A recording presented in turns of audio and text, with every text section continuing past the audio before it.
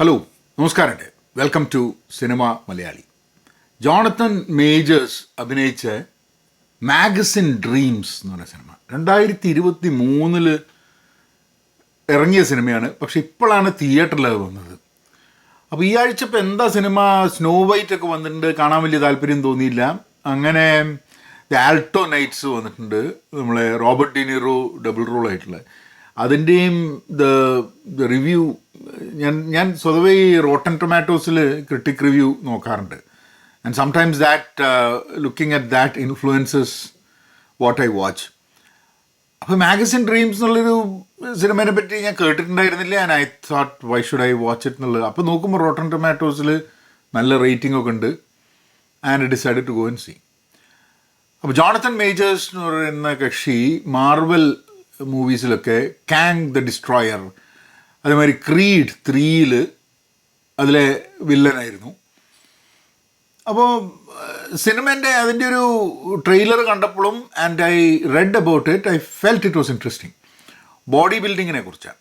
Body building എന്ന് പറഞ്ഞു കഴിഞ്ഞിട്ടുണ്ടെങ്കിൽ ദിസ് ക്യാരക്ടർ, ജോണത്തൻ മേജേഴ്സിൻ്റെ ക്യാരക്ടറിന് ബോഡി ബിൽഡിങ്ങിനോടുള്ള ഭയങ്കര കമ്പമാണ്. പക്ഷെ at the same time he's also having some problems, some psychological mental problems ഉണ്ട്. അച്ഛനും അമ്മയൊന്നുമില്ല, ഗ്രാൻഡ് ഫാദറിൻ്റെ കൂടെയാണ്. അപ്പോൾ ഗ്രാൻഡ് ഫാദർ ഒരു വിയറ്റ്നാം വെറ്ററനാണ്.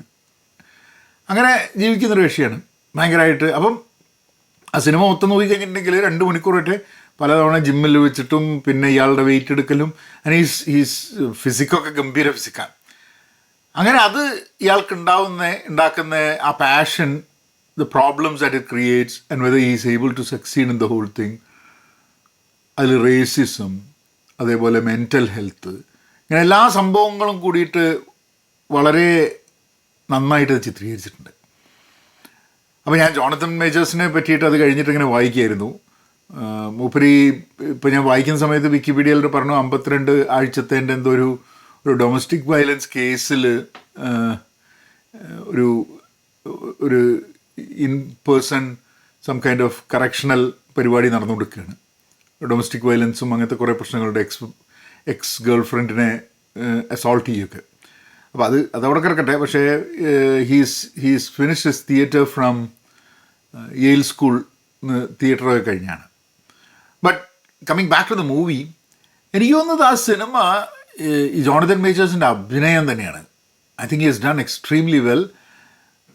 കാരണം ഒരാൾക്ക് ഒരു സംഭവത്തിനോടൊരു പാഷൻ വന്നു കഴിഞ്ഞിട്ടുണ്ടെങ്കിൽ, ഒരു റോൾ മോഡൽ, ഐഡൽ ഉണ്ടാവുന്ന സമയത്ത്, ഇപ്പം ധാരാളം ആൾക്കാരുണ്ട് ഇപ്പം സിനിമയോടും പിന്നെ അതേപോലെ തന്നെ നടന്മാരോടൊക്കെ ഭയങ്കരമായിട്ടുള്ളൊരു ആവേശം വന്നിട്ട് അവരുടെ ജീവിതത്തിനെ കംപ്ലീറ്റ് നയിക്കുന്നത് ഈ ആരാധനയാണ്.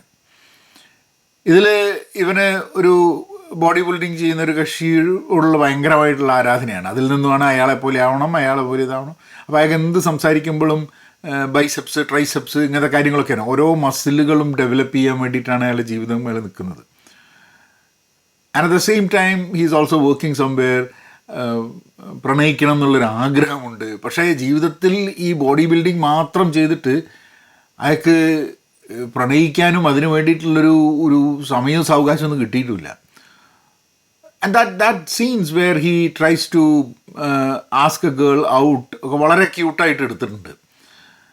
But then I think I don't want to spoil more, but if you're interested, 2 മണിക്കൂറുണ്ട്. It is an intense slow drama.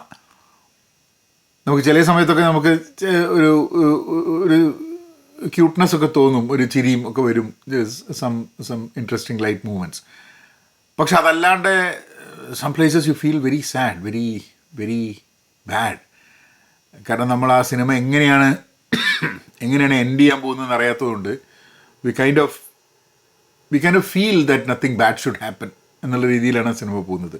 എനിക്ക് തോന്നുന്നത് അതിലൊരു മണിക്കൂർ തന്നെ ആ സിനിമ അവസാനത്തെ second half of the movie you are always thinking that hope things work out അങ്ങനെയുള്ള സംഭവമാണ്. I'm not going to tell you what happens at the end.